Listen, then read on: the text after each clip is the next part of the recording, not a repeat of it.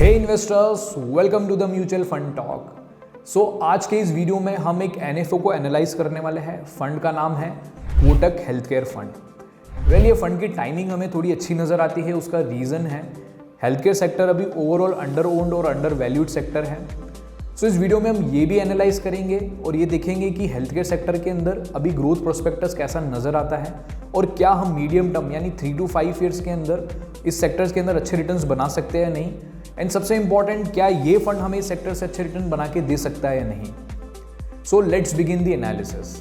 तो health care sector को पहले समझते हैं। ये बहुत ही बड़ा सेक्टर है जिसमें डिफरेंट इंडस्ट्रीज की कंपनीज आती हैं, like drug manufacturing companies, diagnostic centres, hospitals, medical equipment manufacturing companies and contract research and development companies. Drug manufacturing में इंडिया काफी बड़ा डोमिनेटिंग प्लेयर है, जो कि वर्ल्ड में 3rd लार्जेस्ट प्लेयर है अकॉर्डिंग टू वॉल्यूम प्रेडिक्शन। इसमें भी मेजरली 2 तरह की कंपनीज होती है, पहला जेनरिक ड्रग कंपनीज और दूसरा branded drugs. Generic drugs basically जिन भी मेडिसिन के पेटेंट एक्सपायर हो जाते हैं, फिर उसको कोई भी एज ए जेनरिक ड्रग जैसे बना सकता है। नेक्स्ट अब ये देखते हैं ओवरऑल हेल्थ केयर कैसे ग्रो कर रहा है और कितनी ज्यादा ग्रोथ की अपॉर्चुनिटी फ्यूचर में रहेगी। तो अभी तक पूरे हेल्थ केयर सेगमेंट में API and drug formulation companies का शेयर ज्यादा था, लेकिन अब पूरे वैल्यू चेन में ग्रोथ हो रही है, जस्ट लाइक आईटी इंडस्ट्री में आज से 10 से 15 साल पहले हुई थी। लाइक दूसरे देशों के लिए कॉन्ट्रैक्ट रिसर्च एंड डेवलपमेंट का शेयर बढ़ रहा है। स्पेशलिटी हॉस्पिटल्स की चेन अब मेट्रो सिटी से नॉर्मल टाउन्स में भी आ रही है। डायग्नोस्टिक सेंटर्स अब अनऑर्गेनाइज से ऑर्गेनाइज होने लगे हैं। Even medical equipment manufacturing segment में भी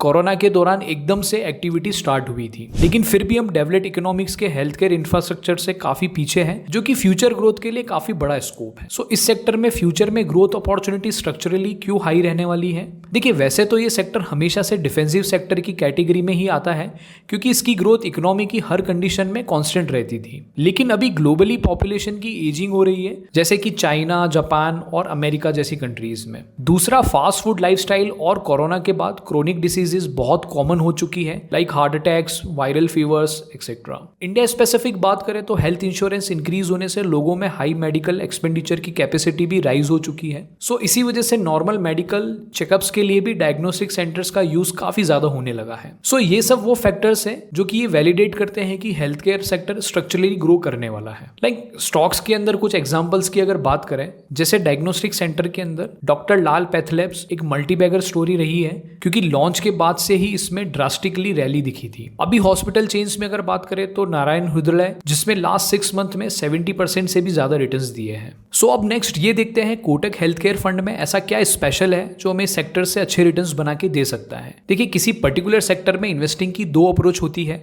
अगर सेक्टर स्ट्रक्चरल ग्रोथ फेज में है तो उसमें अच्छे बिजनेसेस और स्टॉक्स में लॉन्ग टर्म में इन्वेस्ट करके बाय एंड होल्ड किया जाता है, ताकि लॉन्ग टर्म में अच्छे रिटर्न्स देखने को मिले। और अगर सेक्टर टेम्परेरी डाउन फेज में है तो बॉटम में ट्रेंडिंग स्टॉक्स में इन्वेस्ट करके टाइमली एग्जिट करके 3 से 5 साल में अच्छा पैसा बना सकते हैं। फॉर्चुनेटली हेल्थ केयर सेक्टर में दोनों ही कंडीशन सेम टाइम पर है। ये structurally long term growth phase में भी है, लेकिन शॉर्ट टर्म में भी ये बहुत टाइम से डाउन ट्रेंड में था। अभी फार्मा सेक्टर की कंपनीज की ग्रोथ नंबर्स भी अच्छे लग रहे हैं। सो एक्सपेक्टेड है कि सेक्टर में फास्ट ग्रोथ आ सकती है। सो टाइमिंग वाइज भी ये अच्छा चांस है। पर कोटक का ये fund structurally long term growth investing के लिए बना हुआ फंड है, बिकॉज इस फंड में बॉटम अप एनालिसिस करके अच्छे राइट स्टॉक्स में इन्वेस्ट करेंगे। ये अपने पोर्टफोलियो को एक्टिवली जरूर मैनेज करेंगे, लेकिन अच्छी मॉनिटरिंग के साथ में। पर हाँ, इसके अंदर टाइमिंग स्ट्रेटेजी यूज नहीं होगी। स्टॉक सेलेक्ट करने के लिए इनकी स्ट्रेटेजी होगी BMV, बी यानी कि स्केलेबल एंड ग्रोथ बिजनेसेस जो इंडस्ट्री से ज्यादा तेजी से ग्रो कर रहे हैं। M मतलब अच्छा कॉर्पोरेट गवर्नेंस वाला मैनेजमेंट। V यानी कि valuations like reasonable valuations. Kotak का वैसे ट्रैक रिकॉर्ड अच्छा रहा है, क्योंकि ये बहुत बड़ी AMC है। सो इनके सेक्टर्स की कवरेज और रिसर्च भी अच्छी रहती है, जो कि यूजुअली छोटे म्यूचुअल फंड हाउसेस में नहीं मिलती है। इस फंड को 2 मैनेजर मैनेज करेंगे। पहला मिस शिबानी कुरियन